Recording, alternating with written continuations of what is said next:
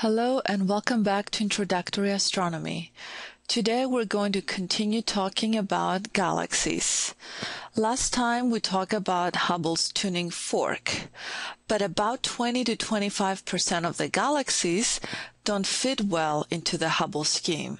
They are far too luminous, they're too bright. These galaxies are called active galaxies. They differ from normal galaxies in both the luminosity and type of radiation they emit. This plot illustrates the general run of intensity for all galaxies of a particular type and does not represent any one individual galaxy. As you can see, the energy emitted by a normal galaxy differs significantly from that emitted by an active galaxy. The radiation from these galaxies is called nonstellar radiation. Many luminous galaxies are experiencing an outburst of star formation, probably due to interactions with a neighbor. These galaxies are called starburst galaxies, and we will discuss them later. The galaxies we're going to talk about now are those whose activity is due to events occurring in and around the galactic center. This active galaxy has star formation rings surrounding a very luminous core. It is the image of NGC 7742, which kind of resembles a fried egg. So we see a ring of blue star-forming regions surrounding a very bright yellow core that spans about 1 kiloparsec. NGC 7742 is an active galaxy, so it combines star formation with intense emission from its central nucleus, and it lies roughly 24 megaparsecs away. Active galaxies are classified into three general types: Cepheid galaxies, radio galaxies, and quasars. Cepheid galaxies resemble normal spiral galaxies, but their cores are thousands of times more luminous. In frame A here, we have the Streaky Galaxy, which is a cepheid with a bright compact core, and it lies about 4 megaparsecs away. It is one of the closest active galaxies. Taking a look at frame B, this graph illustrates the irregular variations in luminosity of the Cepheid galaxy 3C84 over 2 decades. Because the Cepheid emits strongly in the radio part of the EM spectrum, these observations were made with large radio telescopes. The optical and X-ray luminosities vary as well. Now, the varied variations in the luminosity of Cepheid galaxies indicate that the core itself must be extremely compact. Radio galaxies emit very strongly in the radio portion of the spectrum. They may have anorbous lobes, invisible to optical telescopes, perpendicular to the plane of the galaxy. Radio galaxies such as Centaurus A, shown here optically in frame A, often have giant radio-emitting lobes. If you look at frame B, they're extending 1 million parsecs or more beyond the central galaxy. This entire object is thought to be the result of a collision between two galaxies that took place about 500 million years ago. The lobes cannot be imaged in visible light and are mainly observable with radio telescopes. They're shown here in pastel false colors with decreasing intensity from red to yellow to green to blue. The inset at right shows a Chandra image of one of the lobes up close, proving that at least the jets in the inner parts of the lobes do emit X-rays. As shown by this radio contour map of the radio Galaxy M86, the radio emission comes from a bright central nucleus, which is surrounded by an extended, less intense radio halo. The radio map is superimposed on an optical image of the galaxy and some of its neighbors, a wider field version of which was shown previously in figure 2414. You can find that in your textbook. A central energy source produces high-speed jets of matter that interact with intergalactic gas to form these radio lobes.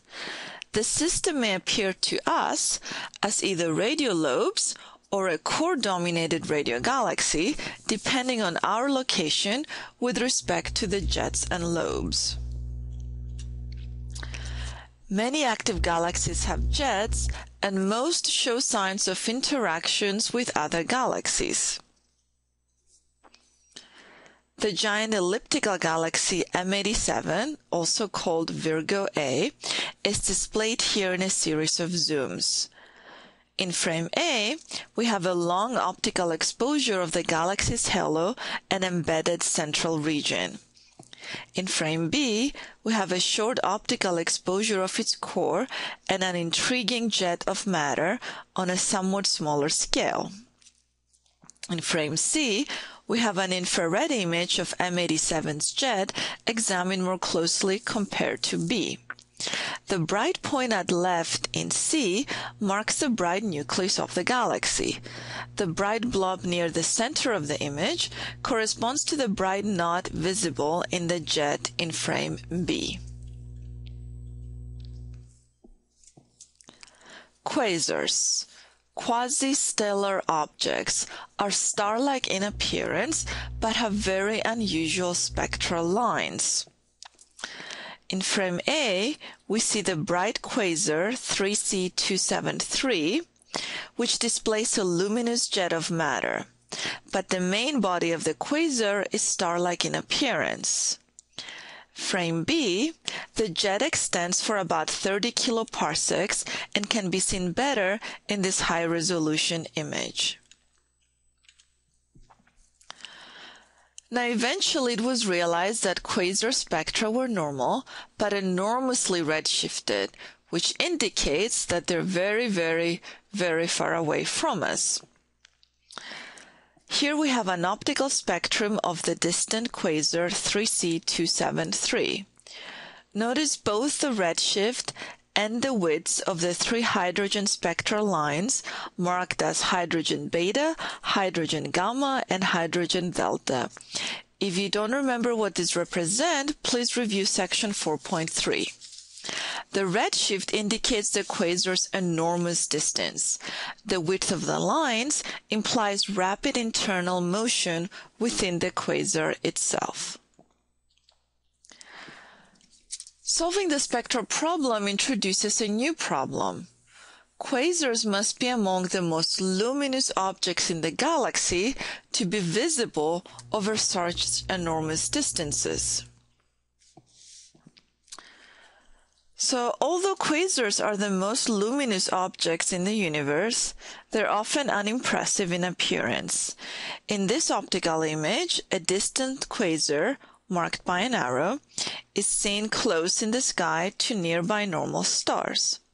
The quasar's much greater distance makes it appear fainter than the stars, but intrinsically, in truth, it is much, much brighter.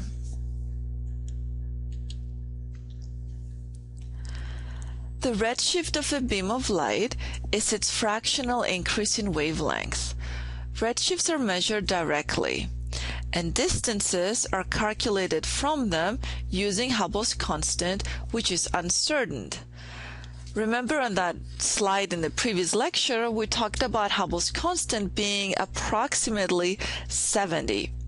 But depending on which data you look at, you might find values anywhere between 65 and 75 because of the uncertainty in error. Therefore, astronomers prefer to quote redshifts rather than distances. The look-back time is the time when light was emitted from a distant object. Of course, for very distant objects, it is less than the redshift would indicate, as the object has receded in the meantime. Now, if you want to calculate the redshift, it is equal to the recessional velocity of the galaxy or the object divided by the speed of light, and that gives you the redshift. Now, technically, you're all thinking, well, the maximum redshift should be 1, because nothing goes faster than the speed of light. So if redshift is the recessional velocity divided by the speed of light, at the most it could be speed of light divided by speed of light, which is 1. Well, that's not the case. We have observed objects that have redshift as great as 6. And that does not mean that they're moving 6 times faster than the speed of light. The reason they appear to have such a large redshift is because of the expansion of the universe. So the distances between galaxies themselves are stretching, getting larger and larger, which takes even longer and longer for light to approach us, to get to us. And we'll talk more about that in later chapters. Now, what is driving an active galaxy? What kind of central engine is in the core that's producing all this massive amounts of energy?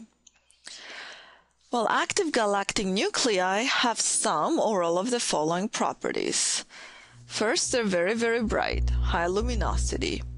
Non-stellar energy emission, so the energy we get is not from their stars. They have a variable energy output, which indicates a small nucleus. Jets and other signs of explosive activity, and remember that depends on our point of view also. And broad emission lines, which indicate rapid rotation. This is the leading theory for the energy source in an active galactic nucleus. We have a black hole in the center surrounded by an accretion disk. The strong magnetic field lines around the black hole channel particles into jets perpendicular to the magnetic axis. In an active galaxy, the central black hole may be billions of solar masses. The accretion disk is whole clouds of interstellar gas and dust, and they may radiate away as much as 10 to 20% of their mass before disappearing into the black hole. This pair of images shows evidence for a black hole at the center of NGC 4261.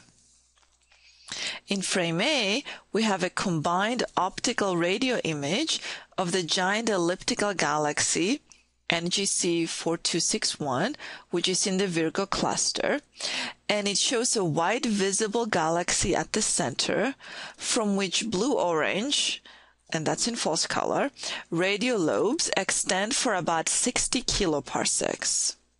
In frame B, we have a close-up photo of the galaxy's nucleus, which reveals a 100-parsec diameter disk surrounding a bright hub thought to harbor a black hole.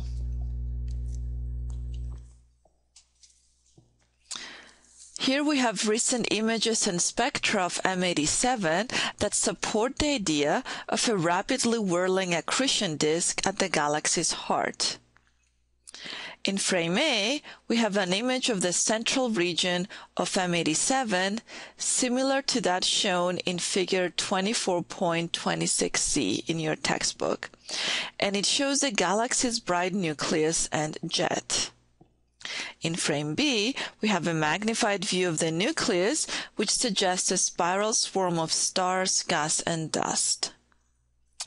In frame C, we have spectral line features observed on opposite sides of the nucleus that show opposite Doppler shifts, implying that material on one side of the nucleus is coming toward us and material on the other side is moving away from us. The implication is that an accretion disk spins perpendicular to the jet and that at its center is a black hole having some 3 billion times the mass of the Sun. One might expect the radiation to be mostly X-rays and gamma rays, but apparently it is often reprocessed in the dense clouds around the black hole and then re-emitted at longer wavelengths. Here we have the accretion disk surrounding a massive black hole, and it's drawn here with some artistic license, the quote-unquote dusty donut. And it consists of hot gas at many different temperatures, and of course hottest closest to the center. When viewed from above or below, the disk radiates a broad spectrum of EM energy extending into the X-ray region.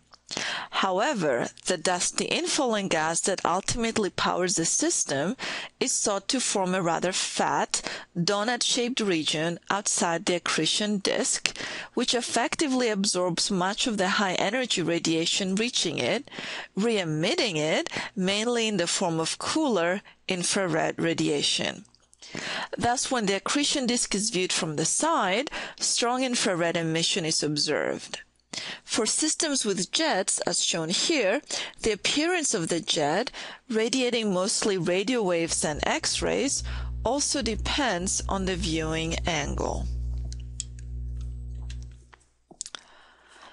Now, particles will emit synchrotron radiation as they spiral along the magnetic field lines. This radiation is definitely non-stellar. Now, what is synchrotron radiation? It's basically radiation emitted when high-speed electrons move through a magnetic field. And this completes chapter 24. We have our Hubble classification that organizes galaxies according to their shape. We have spiral, barred spiral, elliptical, and irregular galaxies. Objects of relatively uniform luminosities are called standard candles. Examples include RR Lyrae stars and Type 1 supernovae. The Milky Way galaxy, an SBC, lies within a small cluster of galaxies called the local group. Other galaxies may contain thousands of galaxies. Other galaxy clusters may contain thousands of galaxies. Hubble's law. Galaxies recede from us faster the further away they are. And here's the equation. V sub r, recessional velocity, is equal to h naught, the Hubble constant. Remember, we're not exactly sure on its value, and usually we use 70, times d, the distance of the object from us. Active galaxies are far more luminous than normal galaxies, and their radiation is non-stellar. Cepheid galaxies, radio galaxies, and quasars all have very small cores, and many of them emit high-speed jets. Active galaxies are thought to contain supermassive black holes in their centers. Infalling matter converts to energy, powering up the galaxy. Study chapter 24.4 through 24.5, and you should be able to specify the basic differences between active and normal galaxies. Explain what drives the central engine through to power all active galaxies. Until next time.